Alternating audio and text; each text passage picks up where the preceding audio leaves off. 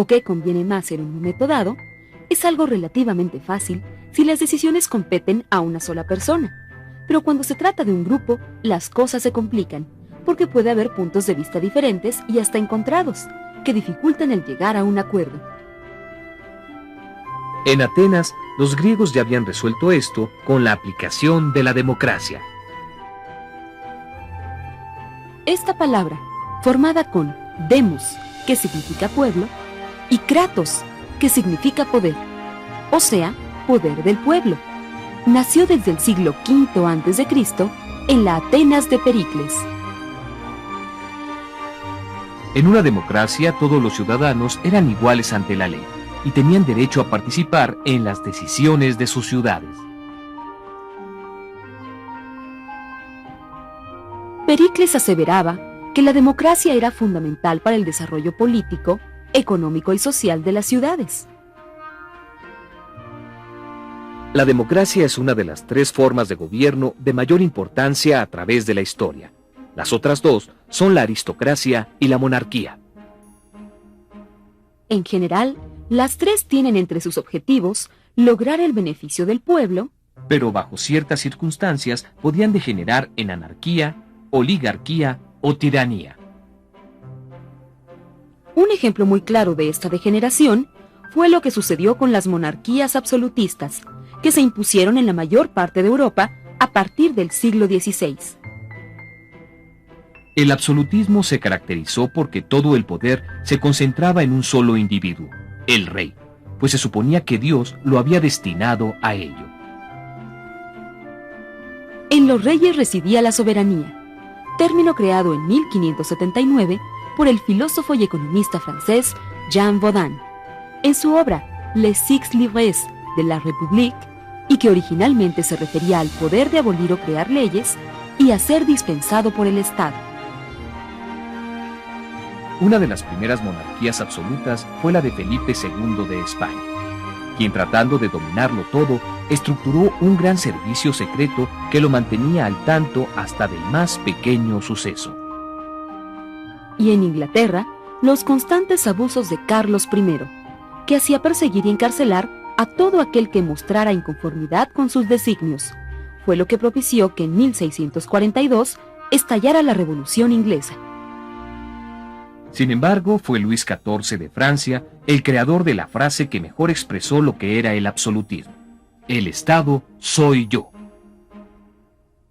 Esta frase del llamado Rey Sol resumía cómo todo el poder se concentraba en él, tanto las leyes como su ejecución y la impartición de justicia.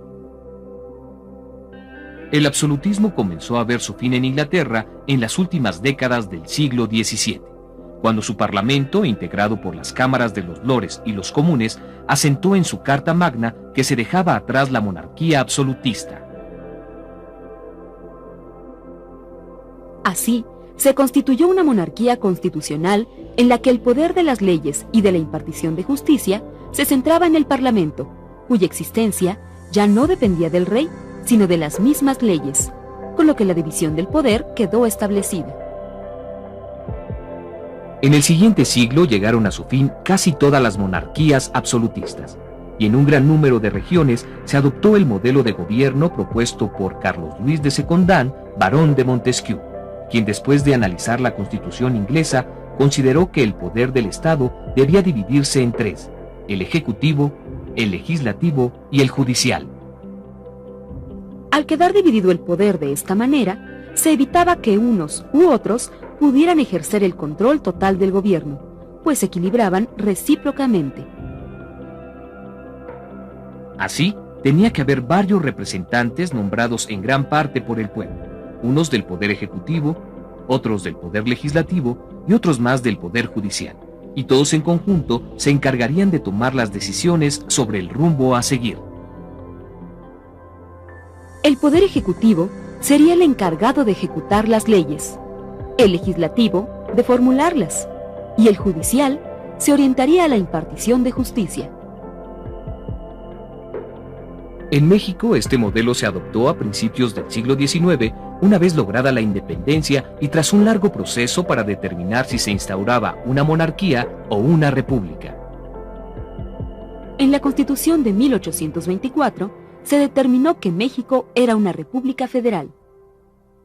Y en el artículo 40 de la Constitución de 1857 se estableció que nuestro país era una república representativa, democrática y federal. Al asumirse como república, dejó atrás la monarquía, estableciendo así un gobierno de todos sus ciudadanos. Ahora bien, son federales aquellas naciones formadas por varios estados que tienen su propio gobierno y son libres y soberanos. Esta forma de organización se conoce con el nombre de federación. En México, cada uno de los estados que lo conforman tienen su propio gobierno y su propia constitución, y todos son libres y soberanos. Pero también todos los estados están unidos por propia decisión y tienen entre ellos el pacto de supeditarse al gobierno de la República y a sus leyes contenidas en la máxima ley, cuyo nombre hace evidente este pacto: la Constitución Política de los Estados Unidos Mexicanos. Ahora bien, nuestra república también es democrática y representativa. Pero en sí, ¿qué significa esto?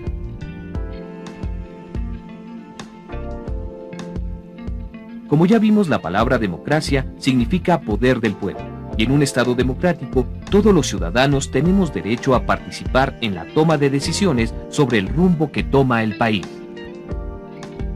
Los griegos acostumbraban reunirse en la plaza de su ciudad para discutir todos los asuntos públicos. Pero en México somos casi 100 millones de habitantes. ¿Te imaginas lo que sucedería si para tomar cualquier decisión tuviéramos que reunirnos todos para discutir al respecto? Como esto no es posible, debemos elegir a alguien que nos represente. De ahí que nuestra república sea representativa.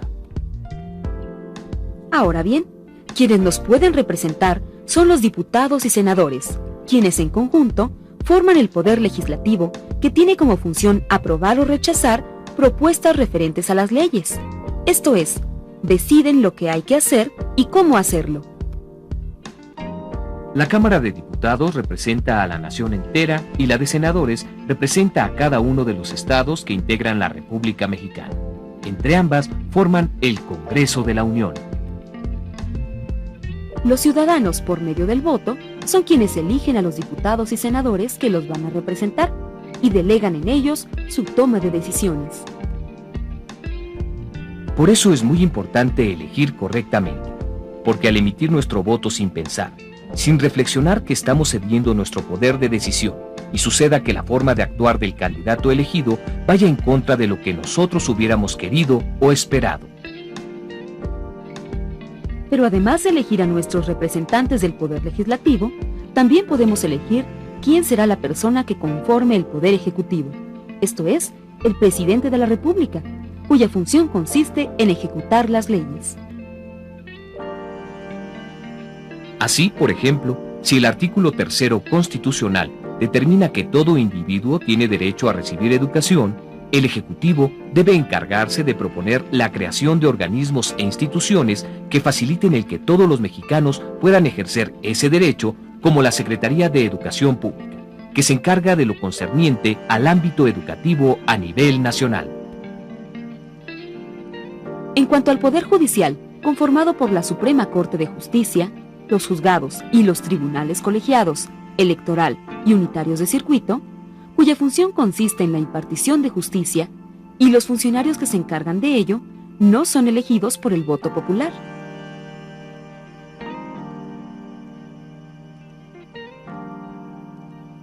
En el caso de la Suprema Corte de Justicia, es el Ejecutivo quien presenta ante la Cámara de Senadores una lista de los posibles candidatos a encabezar dicha institución, y esta parte del Poder Legislativo es la que decide a través de su voto. Veamos ahora algunos otros casos de decisiones del Poder Legislativo. En los primeros meses del año 2000, diversos medios de comunicación dieron a conocer que el Poder Ejecutivo envió al Poder Legislativo una propuesta de reformas a la Ley General de Salud. Una de las reformas llamó mucho la atención. Escuchemos de qué se trata.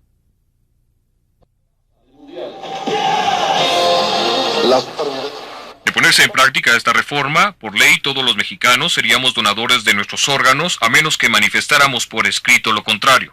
De esta manera, al morir, ¿Tú qué automáticamente... opinas de esta ley? ¿En qué te afecta a ti o a tu familia? ¿Crees que debería establecerse ya? ¿Por qué? Ahora bien, el Poder Legislativo debe crear las leyes necesarias en el país según se vayan presentando las circunstancias. Actualmente la ciencia ha avanzado tanto que permite el manejo genético no solo en los seres humanos, sino también en animales y plantas, de tal forma que lo que comemos como maíz o frijol podría haber sido modificado genéticamente.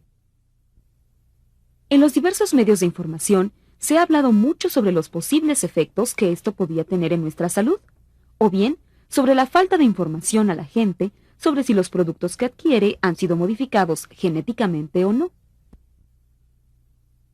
Ante esto es obvio que se requieren leyes que protejan a los ciudadanos de los riesgos de algunos desarrollos tecnológicos y obliguen a quienes producen o manejan estos productos a que brinden información completa a todos los posibles consumidores, entre otros aspectos.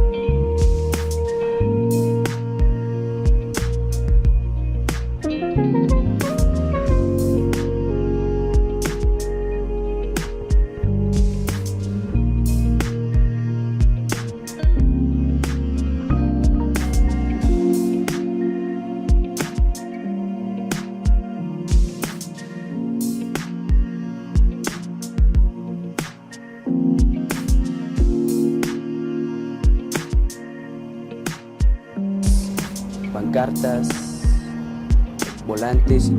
Por medio de volantes, mantas que hay en las calles, por el periódico, por revistas, por la comunicación de las gentes cuando están platicando. Por medio de propagandas y por medio de comentarios de la gente de nuestra comunidad.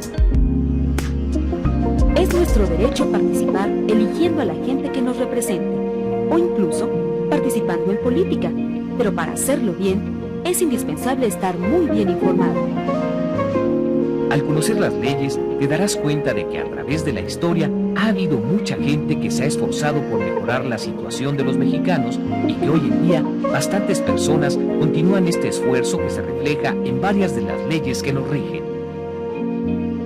¿En qué medida crees que te afecten las leyes que se aprueben por el Poder Legislativo? ¿Por qué? ¿Crees que la gente deba esforzarse en conocer a todos los aspirantes a ser representantes en las cámaras antes de elegirlos? ¿Por qué? ¿Te parece importante que la gente se informe en todo lo concerniente a las leyes y al funcionamiento de la organización y estructura del país? ¿Crees que el estar al tanto de lo que sucede en el país pueda beneficiar a las personas? Y finalmente, quienes no saben nada sobre su país, su estado, su comunidad, ¿pierden algo? ¿Por qué?